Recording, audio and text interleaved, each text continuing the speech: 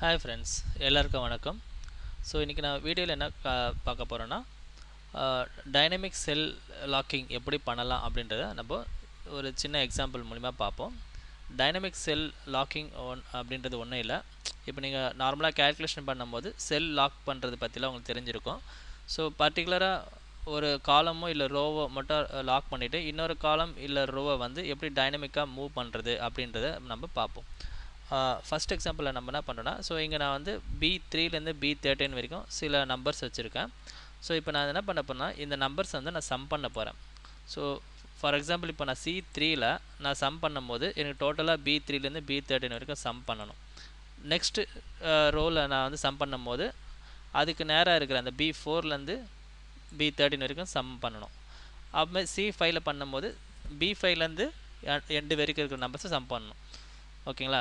So end வந்து பார்த்தீங்கன்னா உங்களுக்கு ஸ்டேபிளாக இருக்கும். பட் இந்த ஸ்டார்டிங் செல்லில் வந்து பார்த்தீங்கன்னா உங்களுக்கு மூவிங்கில் இருக்கும். ஸோ அதாவது ஒவ்வொரு செல்லு மூவ் பண்ண அந்த அதுக்கு நேராக இருக்கிற செல்லுக்கு ரேஞ்ச் வந்து மூவ் ஆகிட்டே இருக்கும்.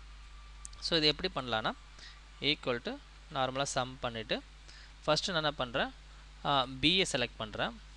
ஓகேங்களா? ஸோ பிஏ செலக்ட் பண்ணிவிட்டு நான் வந்து அதை வந்து நார்மலாக நம்ம லாக் பண்ணும்போது என்ன பண்ணணும்னா F4 கீ ப்ரெஸ் பண்ணணும் இல்லையா? F4 கீ ப்ரெஸ் பண்ணாக்கா ஃபஸ்ட்டு வந்து column as well as row வந்து லாக் ஆகும். மறுபடியும் F4 பண்ணிங்கன்னா வெறும் ரோ மட்டும் லாக் ஆகும், காலம் லாக் ஆகாது. அகைன் நீங்கள் ப்ரெஸ் பண்ணிங்கன்னா காலம் மட்டும் லாக் ஆகும், ரோ லாக் ஆகாது. அகைன் ப்ரெஸ் பண்ணாக்கா லாக் வந்து ரிலீஸ் ஆகிடும். ஓகேங்களா? ஸோ இப்போ நம்ம பண்ண போது வந்து ரோ மட்டும் தான் மூவிங்கில் இருக்க போது, காலமில் வந்து ஸ்டேபிளாக இருக்க போகுது இல்லையா? ஸோ நான் வந்து ரோ மட்டும் லாக் பண்ணுறேன், அதாவது தேர்ட் ரோ வந்து நான் லாக் பண்ணுறேன். ஸோ இப்போ பார்த்தீங்கன்னா பிக்கு முன்னாடி வந்து உங்களுக்கு அந்த டாலர் சிம்பிள் இருக்காது. ஸோ வந்து பின்றது காலம் ரெப்ரசன்ட் பண்ணுது, அது வந்து லாக் ஆகிருக்காது. ஆனால் 3ன்றது எந்த ரோ தேர்ட் ரோ ரெப்ரசன்ட் பண்ணுது. ஸோ அந்த காலம் மட்டும் லாக் பண்ணியிருக்கேன். ஓகேங்களா? அப்புறம்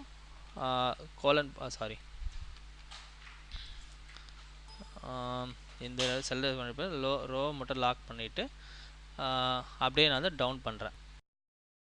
ஓகேங்களா? ஷிஃப்ட்டு டவுன் கொடுக்குறேன் பண்ணிவிட்டு இப்போ வந்து பார்த்தீங்கன்னாக்கா அதே மாதிரி இதில் வந்து பார்த்தீங்கன்னாக்கா இதுலேயும் ரோ மட்டும் லாக் ஆகிருக்கு இல்லையா? நான் வந்து கம்ப்ளீட்டாக நான் என்ன பண்ணுறேன்னா,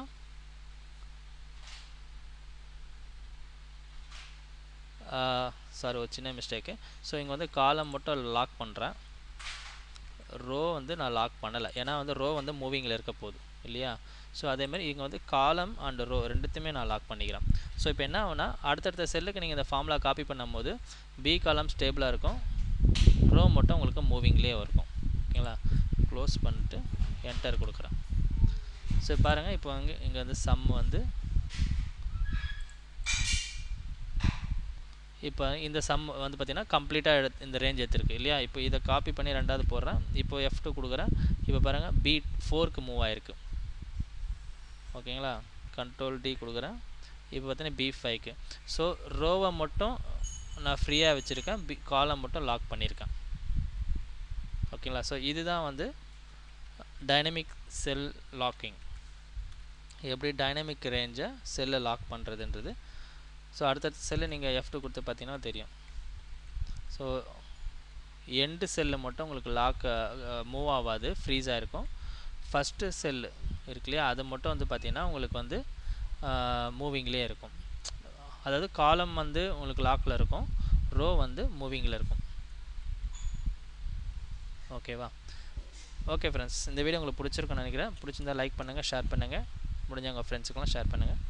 தேங்க்யூ.